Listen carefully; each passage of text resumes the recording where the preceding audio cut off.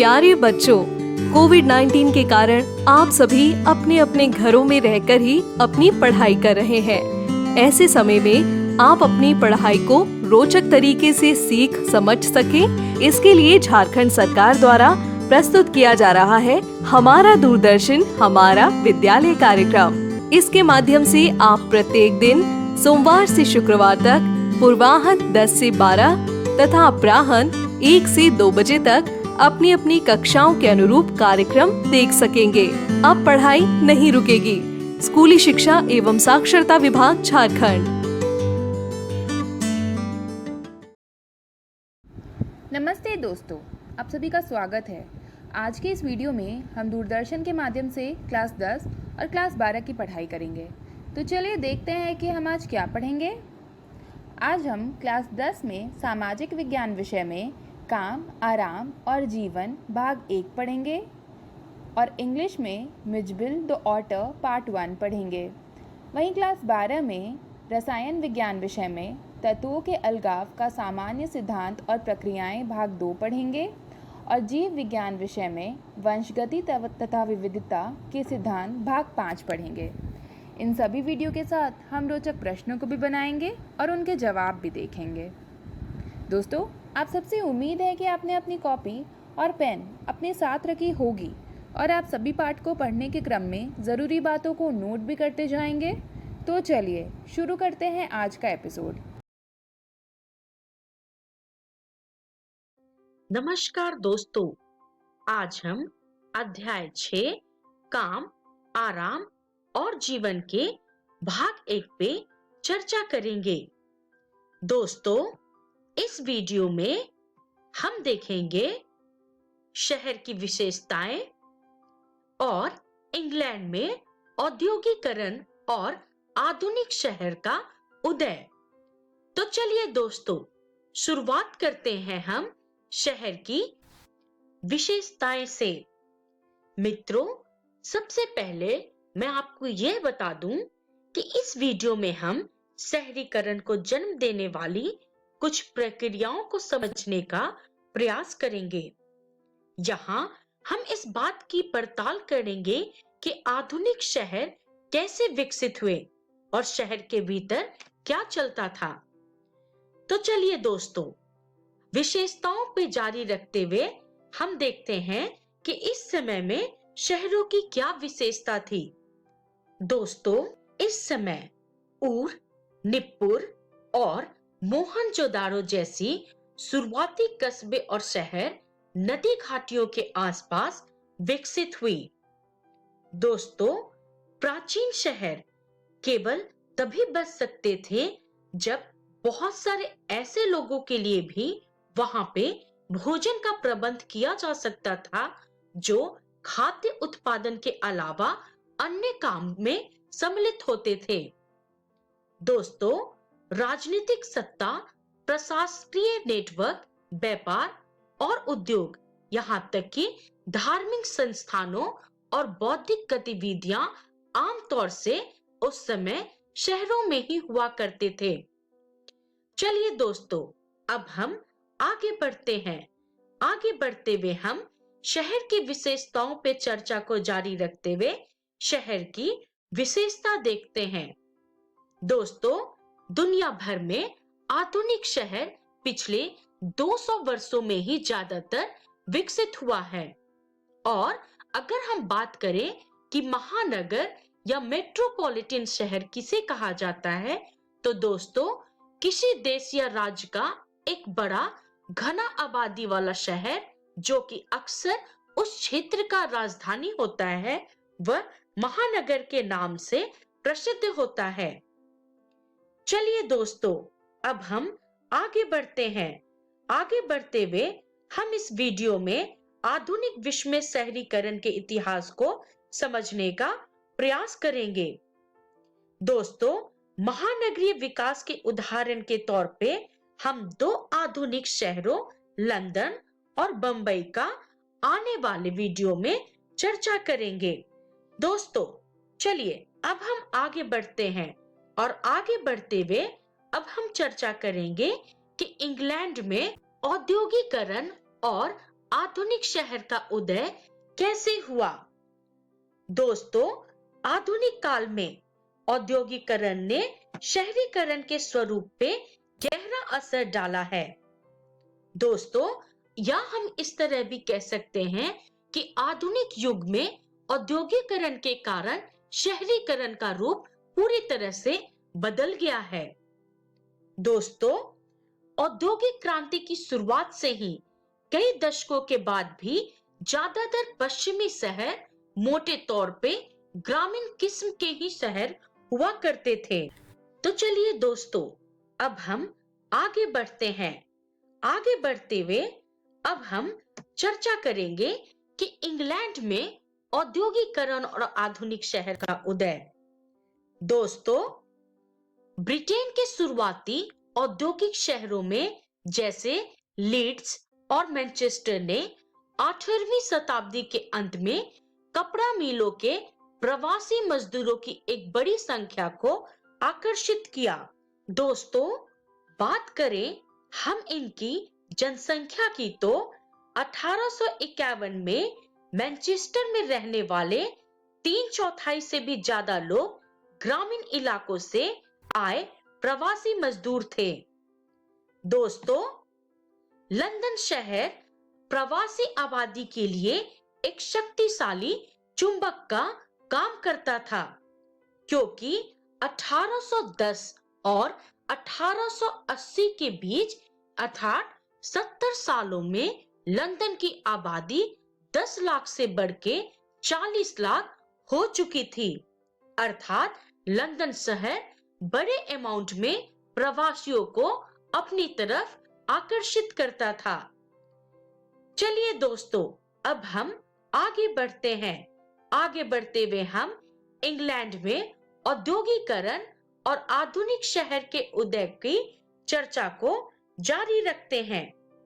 दोस्तों, अब हम बात करते हैं प्रथम विश्व युद्ध अर्थात 1914 और 1918 के दौरान लंदन में मोटर कारों और बिजली के सामानों का निर्माण शुरू किया। दोस्तों, इससे पहले लंदन में जो प्रमुख उद्योग थे वो थे परिधान और जूता उद्योग, लकड़ी व फर्नीचर उद्योग, धातु व इंजीनियरिंग उद्योग, छपाई और स्टेशनरी उद्योग तथा शल्क चिकित्सा उपकरण व घड़ी जैसे सटीक माप वाले उत्पाद और कीमती धातुओं की चीज बनाने वाले उद्योग।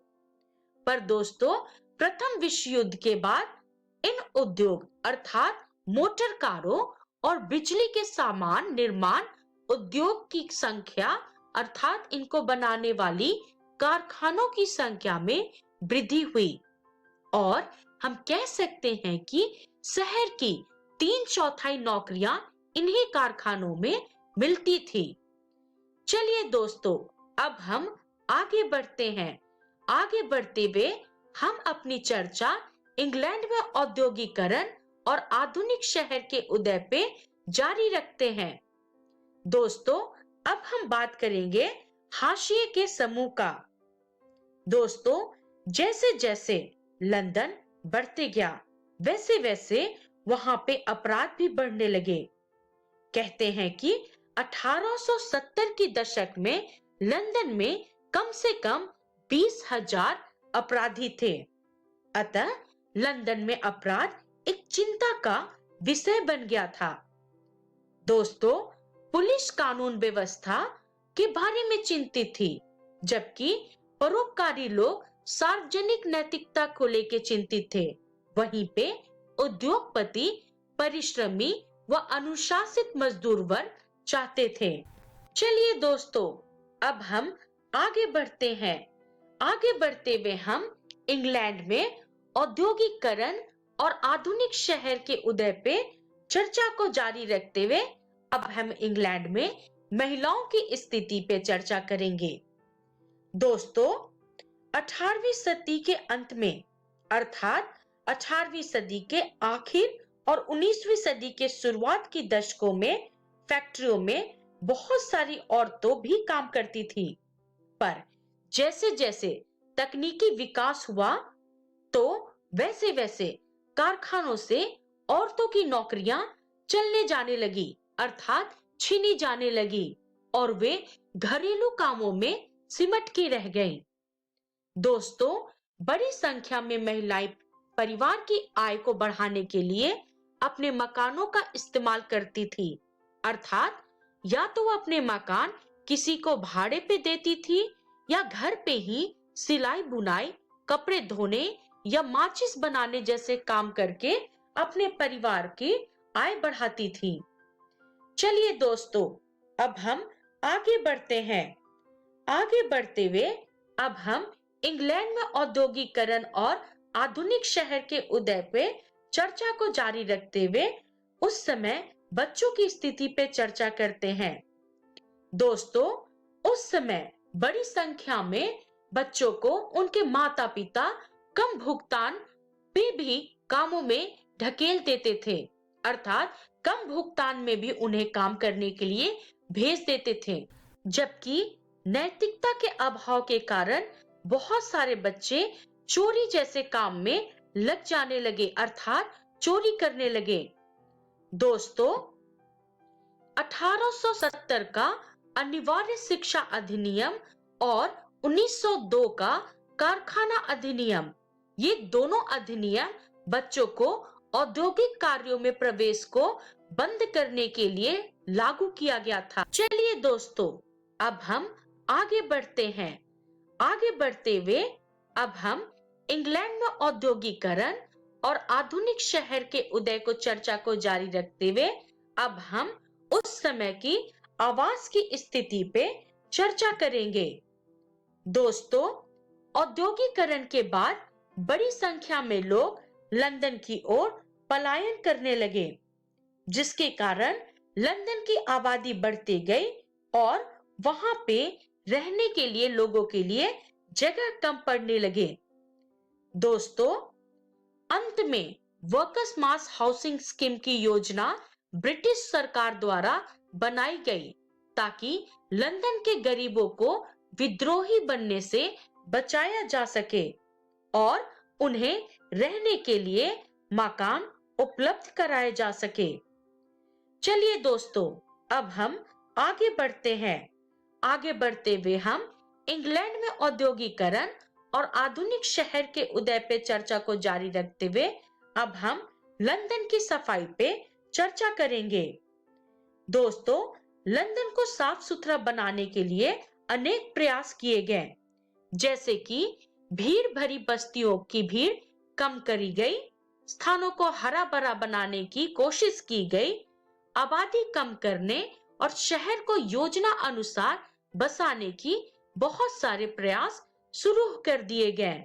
दोस्तों, प्रथम विश्व युद्ध के बाद ब्रिटेन में किराया नियंत्रण कानून पेश किया गया था। इस कानून का मुख्य मकसद था मकानों की भारी किल्लत के असर को काबू करना। दोस्तों, आर्किटेक्ट और प्लानर एबनेस हावर्ड ने गार्डन सिटी के सिद्धांत को विकसित किया। दोस्तों, 1919 और 1939 के बीच में मजदूर वर्ग के लिए आवास का इंतजाम करने की जिम्मेदारी ब्रिटिश राज ने अपने ऊपर ले ली। चलिए दोस्तों, अब हम आगे बढ़ते हैं। आगे बढ़ते हुए हम अपनी चर्चा इंग्लैंड में औद्योगिकरण और आधुनिक शहर के उदय को जारी रखते हुए अब हम शहर में आवागमन पे चर्चा करेंगे। दोस्तों, लंदन में पेडिंगटन और फेरिंगटन स्ट्रीट के बीच 10 जनवरी 1863 को लंदन भूमिगत रेलवे की शुरुआत की गई थी। दोस्तों, 1880 तक भूमिगत रेल नेटवर्क का विस्तार हो चुका था और उसमें सालाना 4 करोड़ लोग यात्रा कर रहे थे। चलिए दोस्तों, अब हम आगे बढ़ते हैं। आगे बढ़ते हुए इंग्लैंड में औद्योगिकरण और आधुनिक शहर के उदय पे चर्चा को जारी रखते हुए हम शहर में आवागमन की चर्चा को जारी रखते हैं। दोस्तों, 2 विश्व युद्धों के बीच लंदन में बनी ट्यूब रेलवे के कारण लंदन के गरीबों की बड़ी संख्या में उजाड़ा गया, अर्थात करीब 2 मील लंबी रेलवे लाइन बिछाने के लिए औसतन 900 घर गिरा दिए जाते थे। दोस्तों, सुनियोजित उपनगरीय इलाकों में अच्छे रेल नेटवर्क की बदौलत बहुत सारे लोगों के लिए मध्य लंदन से बाहर रहते हुए रोज काम पे आना आसान हो गया था। चलिए दोस्तों, अब हम आगे बढ़ते हैं और चर्चा करते हैं कि इस वीडियो में हमने क्या सीखा। तो दोस्तों, इस वीडियो में हमने शहर की विशेषताएं पे चर्चा की तथा इंग्लैंड में औद्योगिकरण और आधुनिक शहर के उदय पे चर्चा किए। इसका रेफरेंस है इतिहास कक्षा 10 की पाठ्य पुस्तक। दोस्तों, अगली वीडियो में हम चर्चा करेंगे शहर में सामाजिक बदलाव, शहर में राजनीति, औपनिवेशिक भारत के शहर, शहर और पर्यावरण की चुनौती। तब तक के लिए धन्यवाद।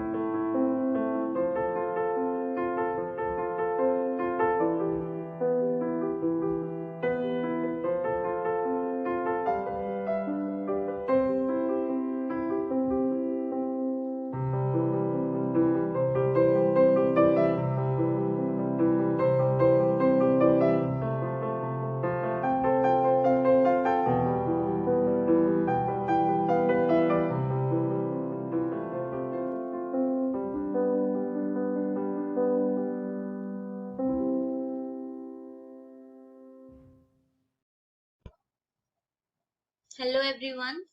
दोस्तों, आज हम हमारी 10th की इंग्लिश की बुक फर्स्ट फ्लाइट का चैप्टर 8 पढ़ेंगे। इस चैप्टर का नाम है मिजबिल द ऑटर और ये वीडियो इस चैप्टर का पार्ट फर्स्ट है।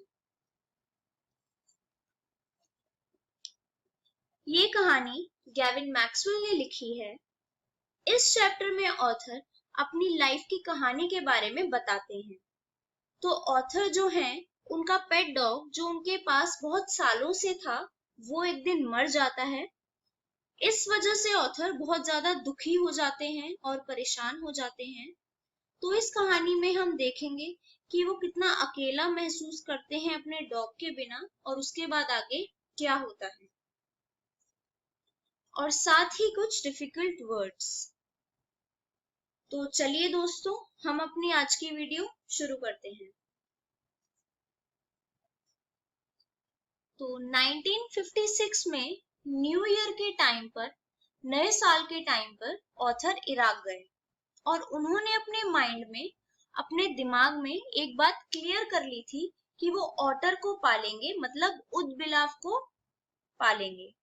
इस बार वो कोई डॉग को लेकर नहीं आएंगे और वो सोचते हैं कि अपने घर के पास में जो एक वाटर सोर्स है, वो वहां पर उस ऑटर को रखेंगे, क्योंकि जो ऑटर होता है वो पानी में रहता है।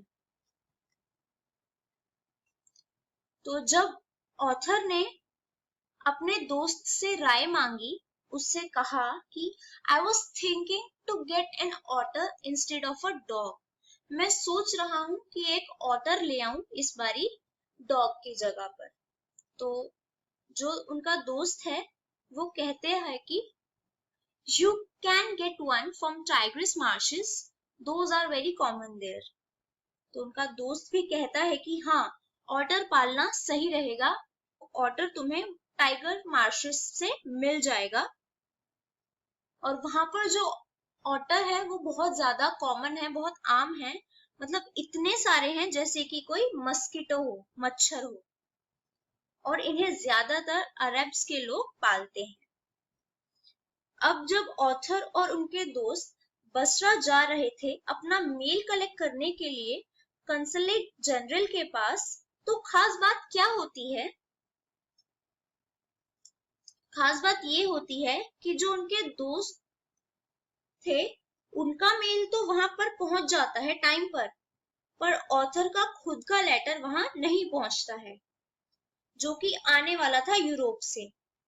अब ऑथर ने इंग्लैंड में एक टेलीग्राम भेजा, पर 3 दिन रिप्लाई ना आने पर उन्होंने फोन करने की कोशिश की वहां पर। तो जो कॉल का टाइम होता है ना, वो 24 घंटे एडवांस मतलब पहले ही बुक कराना पड़ता है। मतलब अभी अगर आप बुक कराएंगे तो 24 घंटे बाद आप कॉल कर सकते हैं। और जो पहला दिन था वो आउट ऑफ ऑर्डर था, मतलब उस दिन जो कॉल के लिए ऑर्डर लेना होता है, जो टाइम लेना होता है, वो नहीं मिल सकता था। दूसरे दिन एक्सचेंज क्लोज था क्योंकि कोई रिलीजियस हॉलीडे थी, मतलब कोई धार्मिक पर्व की वजह से वहां पर छुट्टी थी। और तीसरा दिन भी किसी वजह से कॉल नहीं हो पाई।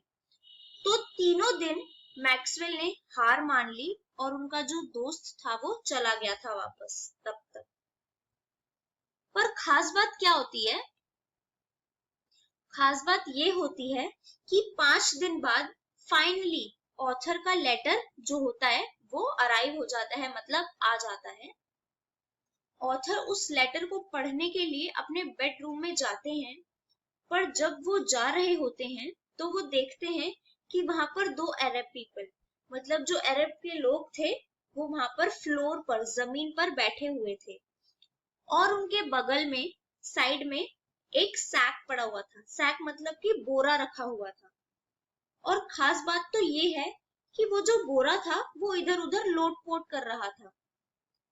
और फिर जो आदमी बैठे हुए थे वो खड़े होते हैं और ऑथर को एक नोट देते हैं। तो वो जो नोट था वो उनके दोस्त की तरफ से था और उसमें लिखा हुआ था, हेयर इज योर ऑर्डर, यानी कि तुम्हारा ऑर्डर यहाँ पर है। मतलब उस बोरे के अंदर कोई और चीज नहीं बल्कि एक ऑर्डर था। Difficult words crossed my mind, came into my mind, मतलब मेरे दिमाग में आना। A stones throw, a very short distance, मतलब ही बहुत कम दूरी पर। Cabled, sent a message by telegraph, मतलब टेलीग्राफ से मैसेज भिजवाना। तो दोस्तों, आज की वीडियो में हमने देखा कि ऑथर को कितना बुरा लगता है और कितना अकेलापन महसूस करते हैं वो अपने डॉग के मर जाने पर। और फिर वो डिसाइड करते हैं कि इस बार वो डॉग नहीं बल्कि ऑटर मतलब उदबिलाप को अपना पेट बनाएंगे। साथ ही हमने देखा कि कैसे वो अपने मेल के लिए परेशान होते हैं और फिर 5 दिन बाद उनको उनका मेल मिल जाता है। फिर उनको उनके दोस्त का नोट मिलता है और एक सैक मिलता है, मतलब एक बोरा मिलता है जिसमें ऑटर होता है। दोस्तों, आप भी अपने घर जाकर अपनी इंग्लिश की बुक फर्स्ट फ्लाइट के इस चैप्टर मिजबिल द ऑटर को जरूर पढ़ें ताकि आपको सब अच्छे से समझ आ जाए। अगली वीडियो में हम देखेंगे कि ऑथर को कैसा लगता है उस ऑटर को पाकर और वो आगे उसके साथ कैसे रहते हैं और ऑथर के साथ रहकर वो ऑटर क्या करता है और कौन कौन सी नई चीजें सीखता है। Thank you.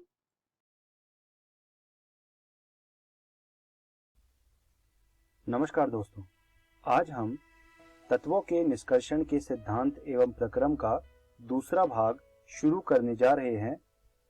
वीडियो को शुरू करने से पहले आइए देखते हैं कि आज हम कौन कौन सी चीजों के बारे में पढ़ने वाले हैं। आज की इस वीडियो में सबसे पहले हम पढ़ेंगे धातुकर्मिकी के ऊष्मगतिकी सिद्धांत और उसके बाद हम पढ़ेंगे अनुप्रयोग। तो आइए शुरू करते हैं धातुकर्मिकी के ऊष्मगतिकी सिद्धांत। ये जो इक्वेशन है delta G equal to delta H minus T delta S, ये आपने अभी तक कहीं ना कहीं तो देखी ही होगी। यहाँ पर जो डेल्टा जी है वो गिब्स फ्री एनर्जी को दर्शाता है, डेल्टा एच जो है वो एंथैल्पी को दर्शाता है और टी टेम्परेचर को यानी कि तापमान को, और डेल्टा एस जो है वो एंट्रोपी को दर्शाता है। तो ये जो है एक बहुत ही कॉमन इक्वेशन है जो हम केमिस्ट्री में पढ़ते हैं। अब होता क्या है, जो गिब्स ऊर्जा है जो कि डेल्टा जी से हमने यहाँ पे लिखा हुआ है, जिसको गिब्स ऊर्जा का प्रथम आरेखीय निरूपण एच.जे.टी. इलिंगम द्वारा किया गया था। यह ऑक्साइडों के अपचयन में अपचायक के चयन के लिए प्रबल आधार प्रदान करता है। इसे एलिंगम आरेख के नाम से जाना जाता है। जो एलिंगम आरेख है वो कुछ इस प्रकार दिखता है। यह एलिंगम आरेख आपकी एनसीईआरटी में भी मिल जाएगा। एलिंगम आरेख में होता क्या है, जैसे कि आप ग्राफ देख सकते हैं, इसमें डेल्टा जी और तापमान के बीच में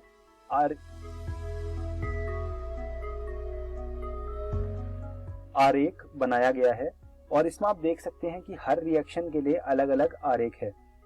अब क्या होता है, अगर हमें कोई रिएक्शन करवानी है तो हम इलिंगम डायग्राम देखकर ये डिसाइड कर सकते हैं कि हमें उसके लिए कौन सा अपचायक चाहिए होगा। तो ये होता है इलिंगम आरेख और इसे आप अपनी कॉपी में बना लीजिए और हम आगे बढ़ते हैं और अब बात करते हैं कुछ अनुप्रयोगों की।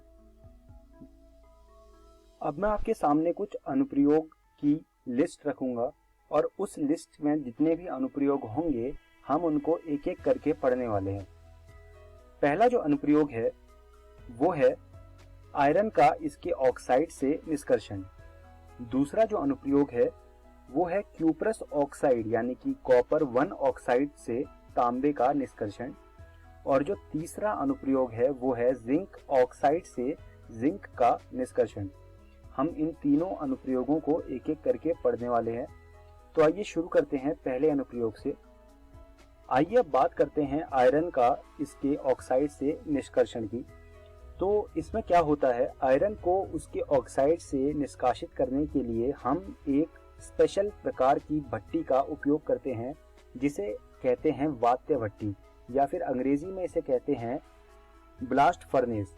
तो ये जो ब्लास्ट फर्नेस होती है ये एक तरह की भट्टी होती है जिसमें अलग अलग रेंज में तापमान को डिवाइड किया जाता है और इन अलग अलग रेंज के तापमान में अलग अलग चीजों को निकाला जाता है। आखिरी में हमारे पास जो है वो आयरन निकल के आता है।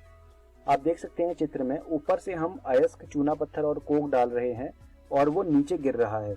वो जब नीचे गिर रहा है तो आखिरी में हमें लोहा मिल रहा है और बीच बीच में जो वेस्ट चीजें हैं वो अलग हो रही हैं। तो आइए जानते हैं एक एक करके कि इन रेंजेस में, इन टेम्परेचर रेंजेस में क्या क्या होता है, कौन कौन सी चीजें अलग होती है। तो सबसे पहले हम बात करेंगे 500 से लेके 800 केल्विन पर क्या होता है।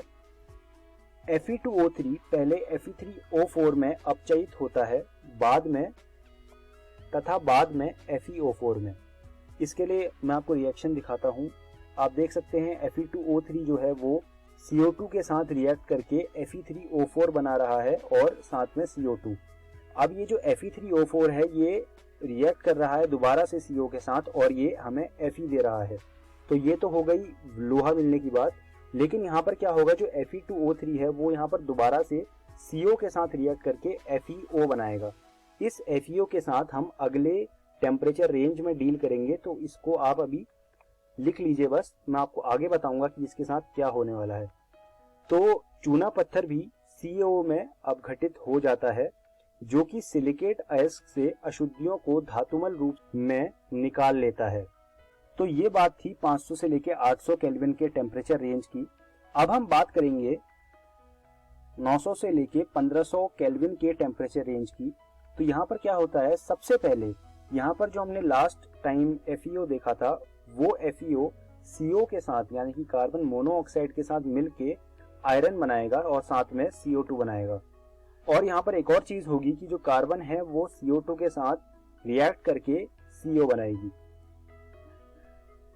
कोक का जलना, तो कोक का जलना एक अलग तरह की प्रक्रिया है। कोक होता क्या है, कोक बेसिकली जो है कार्बन को ही कहते हैं। और कार्बन का जब ऑक्सीजन के साथ रिएक्शन होता है तो उसे कहते हैं कोक का जलना, या फिर अंग्रेजी में इसे कहते हैं कंबशन ऑफ कोक। तो CaO का यहाँ पर रिएक्शन होता है SiO2 के साथ और वो धातुमल बनाता है CaSiO4। तो ये रिएक्शन भी इम्पोर्टेंट है, एग्जाम में पूछी जाती है। अब यहाँ से कुछ जो रिएक्शंस हैं वो मैं आपको दिखाता हूँ। जो FeO है वो Fe और हाफ O2 में टूट गया, या फिर ये कह सकते हैं कि जो FeO है वो रिड्यूस हो गया क्योंकि ऑक्सीजन वहां से निकल गया। तो इसके लिए एक डेल्टा GR होगा, और जो कार्बन है उसने ऑक्सीजन के साथ रिएक्शन देके CO यानी कि कार्बन मोनोऑक्साइड बनाया, तो इसके लिए भी एक डेल्टा G होगा। तो अब अगर हमें डेल्टा G ऑफ रिएक्शन निकालना है तो उसके लिए हम क्या करेंगे, हम दोनों के डेल्टा G को ऐड कर देंगे। तो ये हमारा ओवरऑल डेल्टा G हो जाएगा पूरे रिएक्शन का। तो ये जो है हमारा ओवरऑल रिएक्शन का डेल्टा G देगा। अब हमें कुछ डेफिनेशंस के बारे में बात करना है। अभी तक हमने देख लिया कि कैसे लोहा निकलता है, लेकिन लोहे कुछ प्रकार के निकलते हैं, तो वही जानते हैं कि वो कौन कौन से प्रकार के लोहे होते हैं। जो वात्य भट्टी होती है, वात्य भट्टी से प्राप्त लोहे में लगभग 4% कार्बन तथा अन्य अशुद्धियां सूक्ष्म मात्रा में उपस्थित रहती हैं। यह कच्चे लोहे के नाम से जाना जाता है। तो ये कच्चा लोहा होता है और ये हमारे वात्य भट्टी में निकलता है। अब बात करते हैं ढलवा लोहे की। ढलवा लोहा कच्चे लोहे से भिन्न होता है तथा इसे कच्चे लोहे, रद्दी लोहे एवं कोक को एक साथ गर्म हवा के झोंकों द्वारा पिघलाकर बनाया जाता है। तो ये हमने जाना कच्चे लोहे और ढलवे लोहे के बारे में। उसके बाद हम बात करते हैं पिटवे लोहे के बारे में। तो पिटवा लोहा वाणिज्यिक लोहे का शुद्धतम रूप है और इसे हेमाटाइट की परत चढ़ी हुई परावर्तनी भट्टी में ढलवा लोहे की अशुद्धियों को ऑक्सीकृत करके बनाया जाता है। तो ये डेफिनेशन थी पिटवे लोहे की।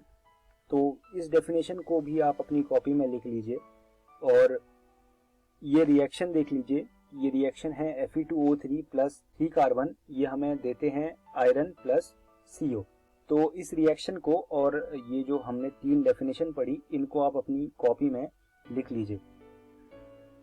अब हम बात करते हैं क्यूप्रस ऑक्साइड, यानी कि जिसे हम अंग्रेजी में कॉपर 1 ऑक्साइड भी कहते हैं। तो क्यूप्रस ऑक्साइड से तांबे का निष्कर्षण। तो कॉपर के ऑक्साइड अयस्कों को कोक के साथ गर्म करके सीधे धातु में अपचयित करना अत्यधिक आसान होता है।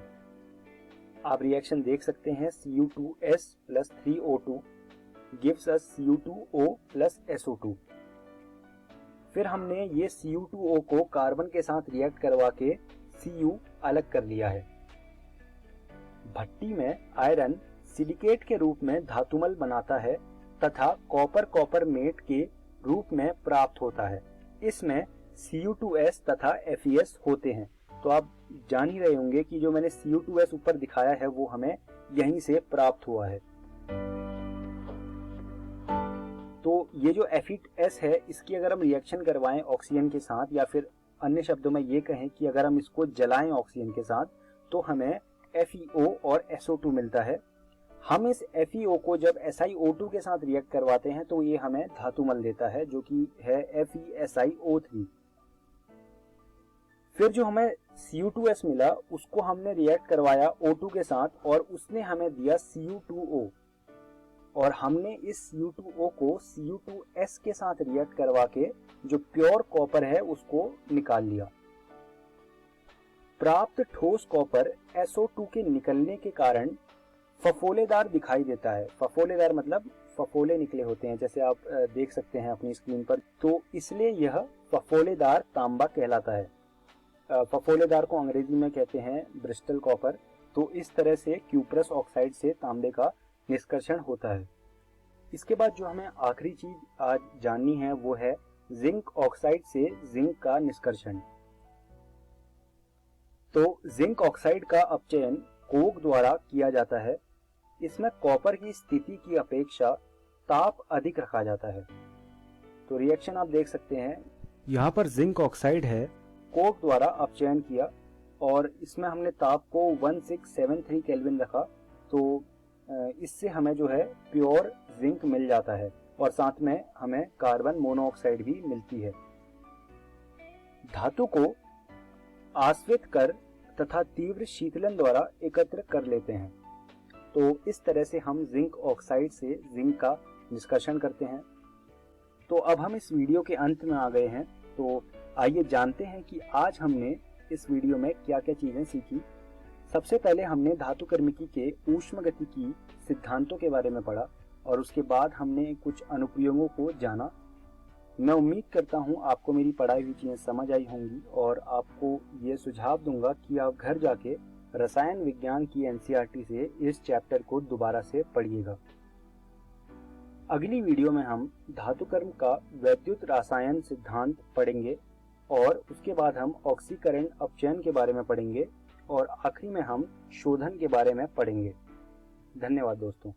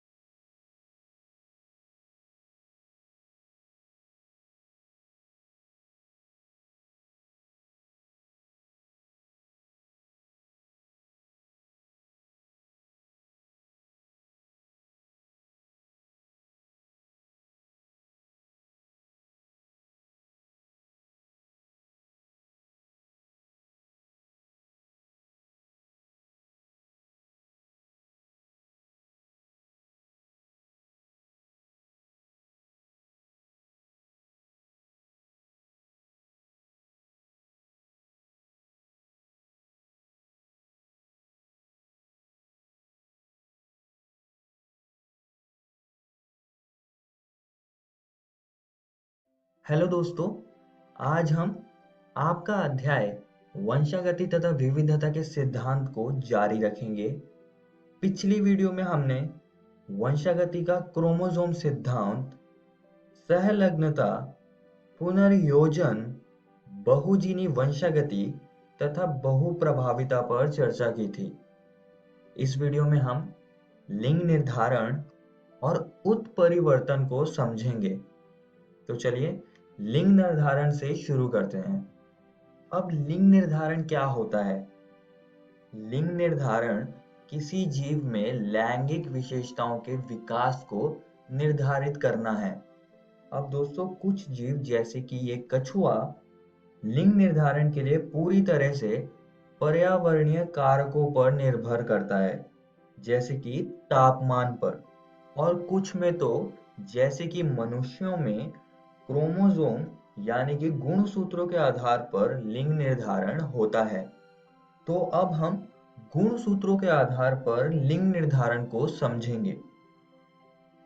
इस प्रकार को कहीं ना कहीं हैंकिंग ने 1891 में खोजा था, जब वे कुछ कीटों जैसे कि जुगनू पर काम कर रहे थे। अगर आप जुगनू को अच्छे से देखना चाहते हैं तो आप यहाँ देख सकते हैं, ये कुछ ऐसे दिखते हैं। उन्होंने शुक्र जनन की प्रक्रिया के दौरान एक विशिष्ट संरचना देखी और देखा कि 50% शुक्राणु में ये संरचना थी। इसको उन्होंने नाम दिया एक्स काय। बाद में दूसरे वैज्ञानिकों के कार्यों से पता चला कि ये एक्स काय वास्तव में एक क्रोमोसोम है, इसलिए इसका नाम एक्स क्रोमोसोम रख दिया गया था। फिर बाद में वाई क्रोमोसोम की भी खोज हुई थी, जिसे कि स्टीवंस ने 1902 में खोजा था। विल्सन और स्टीवंस द्वारा एक्स और वाई क्रोमोसोम को लिंग क्रोमोसोम का नाम दिया गया है।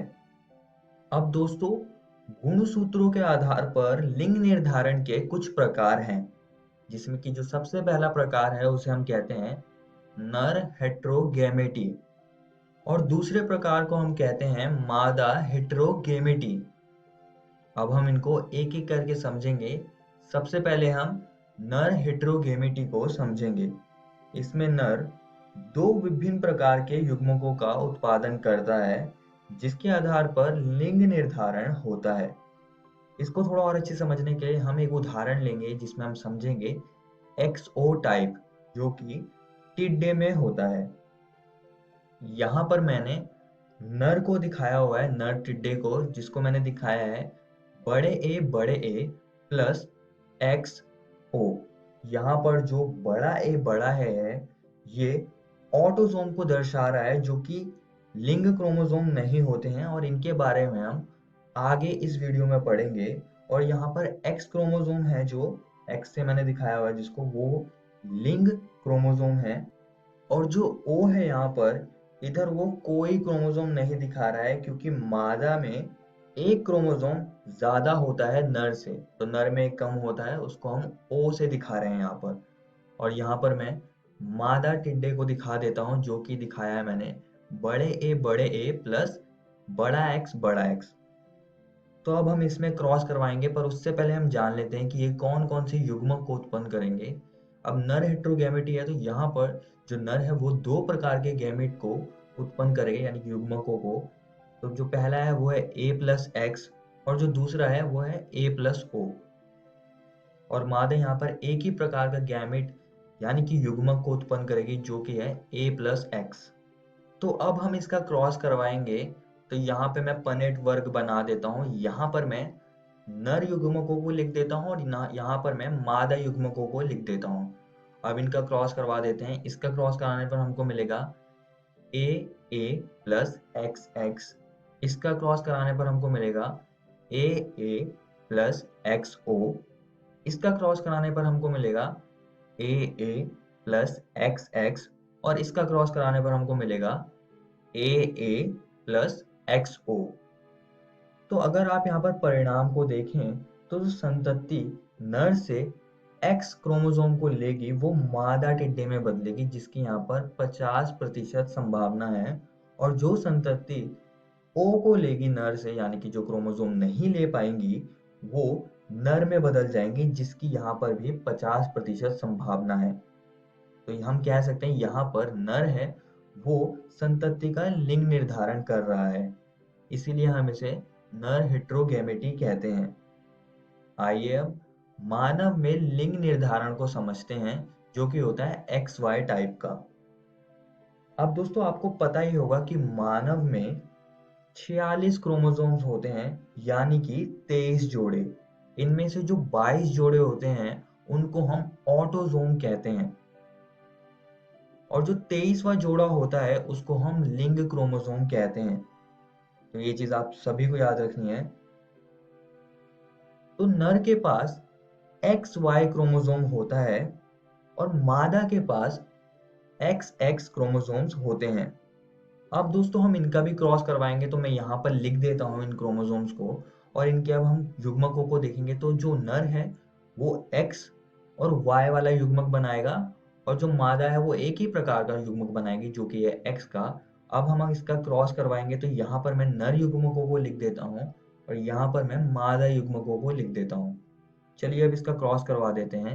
इसका क्रॉस कराने पर हमको मिलेगा XX, इसका क्रॉस कराने पर हमको मिलेगा XY, इसका क्रॉस कराने पर हमको मिलेगा XX और इसका क्रॉस कराने पर हमको मिलेगा XY। तो अगर हम इसका परिणाम देखें तो यहाँ पर 50% संभावना है कि संतति मादा होगी और 50% संभावना है कि संतति नर होगी। तो इससे हम यह कह सकते हैं कि अगर अंडाणु X क्रोमोसोम वाले शुक्राणु से संकलित होता है तो वो मादा संतति बनाएगा, और अगर अंडाणु Y क्रोमोसोम वाले शुक्राणु से निषेचित होता है तो वह नर संतति बनाएगा। तो यहाँ पर भी लिंग निर्धारण नर कर रहा है, तो ये भी नर हेट्रोगैमेटी का एक प्रकार है। आइए दोस्तों अब आगे बढ़ते हैं और मादा हेट्रोगैमेटी को समझते हैं। इसमें मादा दो अलग अलग प्रकार के युग्मकों का उत्पादन करती है। इसको भी हम एक उदाहरण से समझेंगे जिसमें कि हम ZW टाइप का क्रॉस करवाएंगे। ये पक्षियों में होता है, तो आप इसमें देख सकते हैं कि नर के पास ZZ वाले क्रोमोसोम हैं और मादा के पास ZW वाले सेक्स क्रोमोसोम यानी कि लिंग क्रोमोसोम है। तो अब हम इसका क्रॉस करा देंगे, तो यहाँ पर मैं नर को लिख देता हूँ और यहाँ पर मैं मादा को लिख देता हूँ। अब जो नर है यहाँ पर वो एक ही प्रकार के युग्मकों का उत्पादन करेगा जो कि है A+Z टाइप का, और जो मादा है वो यहाँ पर दो प्रकार के युग्मकों का उत्पादन करेगी जो कि है A+Z और A+W। अब हम इसका भी क्रॉस करवा देंगे, तो इसके लिए भी मैं यहाँ पर पनेट वर्क बनाऊंगा। यहाँ पर मैं नर युग्मकों को लिख दूंगा और यहाँ पर मैं मादा युग्मकों को लिख दूंगा। अब हम इसका क्रॉस करवा देंगे, तो जो पहले क्रॉस से हमको मिलेगा AA+ZZ, इस क्रॉस से हमको मिलेगा AA+ZZ, इस क्रॉस से हमको मिलेगा AA+ZW और इस क्रॉस से भी हमको AA+ZW मिलेगा। तो अगर आप इसका परिणाम देखें तो आप देख सकते हैं कि यहाँ पर मादा संतति उत्पन्न होने की संभावना 50% है और नर संतति होने की भी संभावना 50% है। लेकिन यहाँ पर जो मादा है वो लिंग निर्धारण कहीं ना कहीं कर रही है, तो इसलिए इसको हम मादा हेट्रोगैमेटी कहते हैं। आइए दोस्तों अब मधुमक्खी में लिंग निर्धारण को समझते हैं। अब हम देखेंगे कि ये कैसे होता है। मधुमक्खी में लिंग निर्धारण उस मधु द्वारा प्राप्त क्रोमोसोम यानी कि गुणसूत्र समुच्चय की संख्या पर निर्भर करता है। अब ये जो रानी तथा श्रमिक मधुमक्खी है ये मादा मधुमक्खी होती है और इसके पास 32 क्रोमोसोम्स होते हैं, जिसका मतलब है कि ये निषेचित अंड से पैदा होते हैं। और दूसरी ओर नर ड्रोन यानी कि नर मधुमक्खी, इसके पास 16 क्रोमोसोम होते हैं यानी कि आधे क्रोमोसोम्स। तो हम कह सकते हैं कि ये अनिषेचित अंड से पैदा होते हैं। यहाँ पर बस आपको इतना ही याद रखना है। आइए अब आगे बढ़ते हैं और उत्परिवर्तन यानी कि म्यूटेशन को समझते हैं। अब दोस्तों आपने ये फिल्म तो देखी ही होगी। इसमें क्या होता है कि हीरो के पास कुछ शक्तियां आ जाती हैं उत्परिवर्तन की मदद से, लेकिन उत्परिवर्तन इतना अच्छा नहीं होता है। इसके कई सारे खतरनाक परिणाम भी हो सकते हैं जिसमें कि मृत्यु भी हो सकती है। तो आइए अब जान लेते हैं कि उत्परिवर्तन आखिरकार होता क्या है। उत्परिवर्तन वह क्रिया है जो डीएनए अनुक्रम में बदलाव ला देती है। इसके परिणाम स्वरूप जीव के जीनोटाइप और फिनोटाइप में परिवर्तन आ जाता है। अब दोस्तों डीएनए में बेस पेयर्स होते हैं और इनके बारे में हम आगे आने वाली वीडियोस में विस्तार से पढ़ेंगे। अभी आप बस इतना याद रखिए कि ए बेस टी से जुड़ता है और जी बेस सी बेस से जुड़ता है, और अगर इनका पैटर्न चेंज हो जाए तब उत्परिवर्तन हो जाता है। अब हम उत्परिवर्तन होने के कुछ कारणों को समझेंगे, जैसे कि ये डीएनए रेप्लिकेशन के दौरान हो सकता है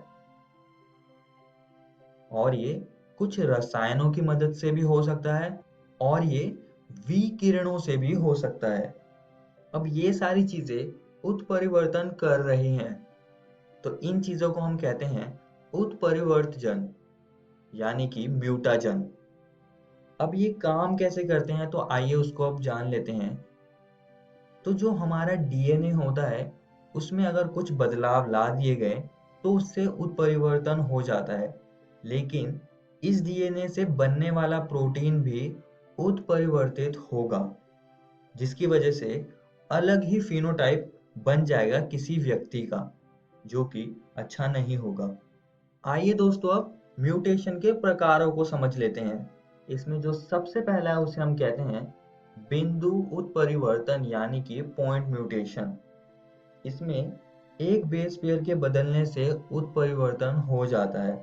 उदाहरण के लिए आप देखिए, यहाँ पर ये एक डीएनए है और यहाँ पर मान लीजिए कि ए टी बेस से जुड़ा हुआ है, लेकिन हम किसी वजह से अगर ए को जी बेस के साथ जोड़ दे तो वह उत्परिवर्तन कर देगा, और इसी को हम पॉइंट म्यूटेशन यानी कि बिंदु उत्परिवर्तन कहते हैं।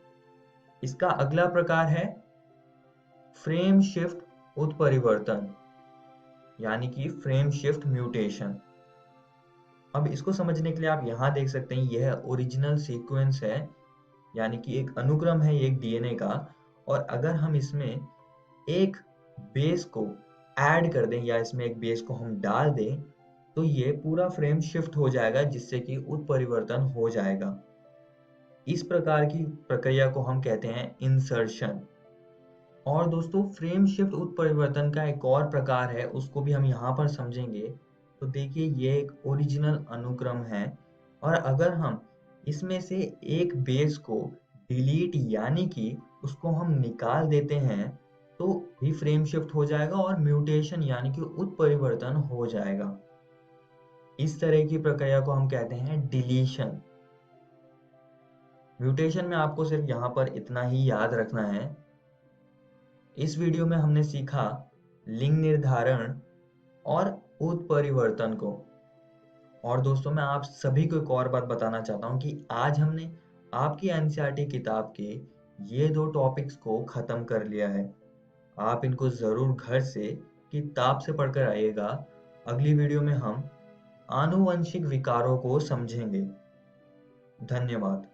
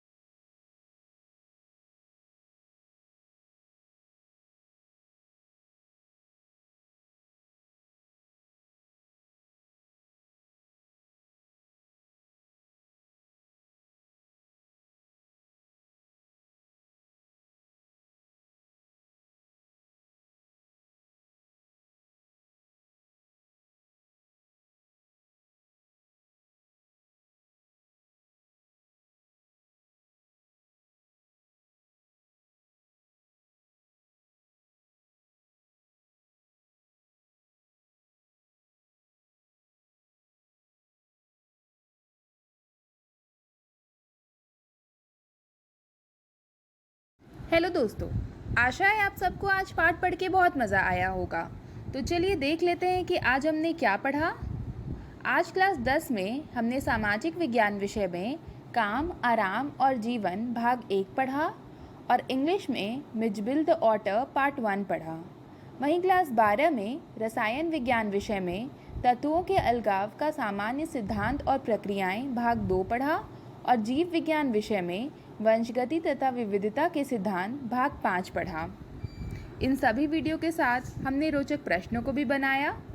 अब देखते हैं बच्चों कि हम कल क्या पढ़ेंगे। कल हम क्लास 10 में गणित विषय में द्विघात समीकरण भाग 3 पढ़ेंगे और हिंदी में अपठित गद्यांश भाग 3 पढ़ेंगे। वहीं क्लास 12 में गणित विषय में सारणिक भाग 2 पढ़ेंगे और भौतिक विज्ञान विषय में किरण प्रकाशिकी एवं प्रकाशिक यंत्रा भाग 1 और 2 पढ़ेंगे। इस प्रसारण से संबंधित सुझाव, अपने प्रश्न इत्यादि आप हमें jcerg@gmail.com तथा टोल फ्री नंबर 1800 5728 585 पर संपर्क कर सकते हैं।